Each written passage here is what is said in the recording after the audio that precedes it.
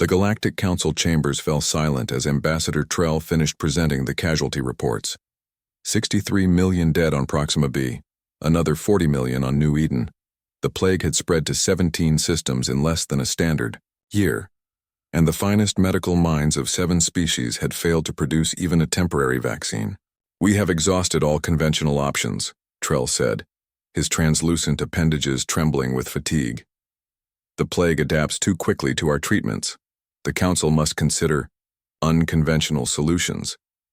High Counselor Vex leaned forward, her scaled face reflecting the dim light. "You mean the humans?" The chamber erupted in protests. Humans were primitives, barely 2 centuries into interstellar travel. Their homeworld was still recovering from centuries of environmental damage. They had been granted observer status in the Council only out of courtesy. "Silence," Vex commanded.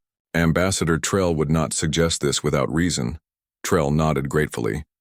"The humans have survived more plagues in their short history than all Council species combined. Their medical archives contain thousands of successfully defeated pathogens.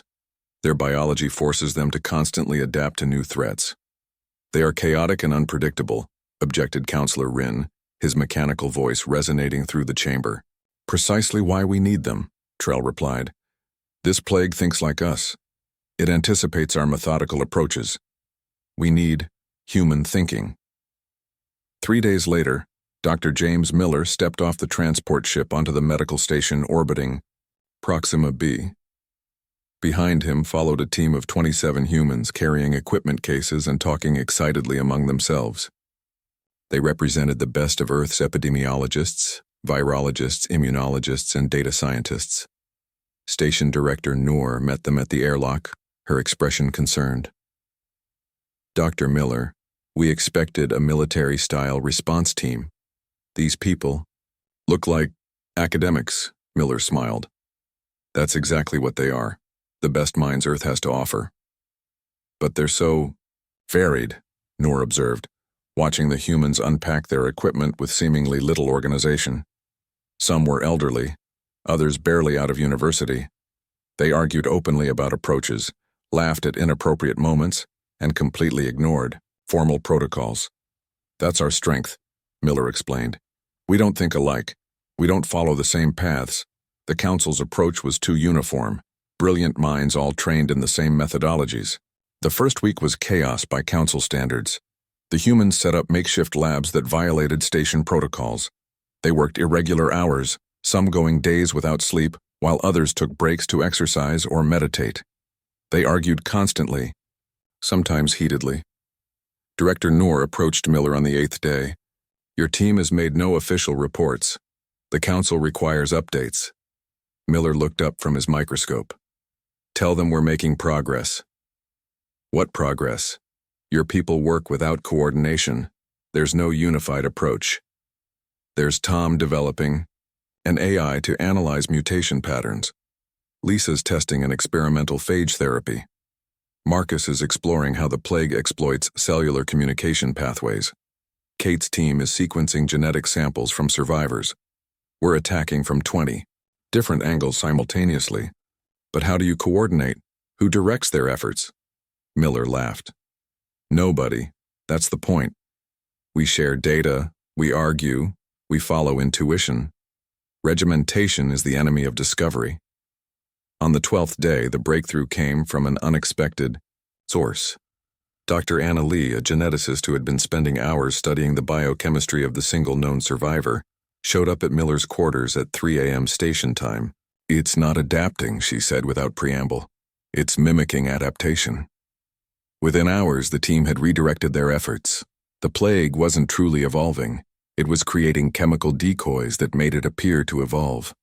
Its actual structure remained constant, hidden beneath layers of sophisticated camouflage. "It's like an octopus," explained Lee during the emergency council meeting. "It changes its appearance but not its fundamental nature. We've been chasing shadows while the real target remained stationary." The council representatives struggled to understand the approach the humans had developed. A combination of targeted nanobots, modified bacteriophages, and a synthetic enzyme that stripped away the pathogen's disguise. It violated standard medical protocols. It combined technologies that had never been integrated before. It was, as Counselor Rin noted with disapproval, characteristically human. But it worked. The first treatments began on New Eden, the least affected world. Recovery rates hit 96% within days. As production of the treatment ramped up, Miller's team split into smaller units, traveling to infected worlds to oversee implementation. On Proxima B, Miller worked alongside Director Noor as the treatment was distributed to the hardest-hit regions. "I still don't understand," Noor admitted as they watched recovery data flood in. "How did you succeed where our best minds failed?" Miller considered the question. "Your civilization values consistency, uniformity, predictability. They're admirable traits that built this magnificent interstellar society. But pathogens don't play by rules, they're random, chaotic. And humans understand chaos. We live in it," Miller agreed. "Our history is a series of disasters overcome through desperate innovation. Plagues, wars, climate collapse. We survived because we never stopped experimenting, never stopped arguing, never agreed on one approach."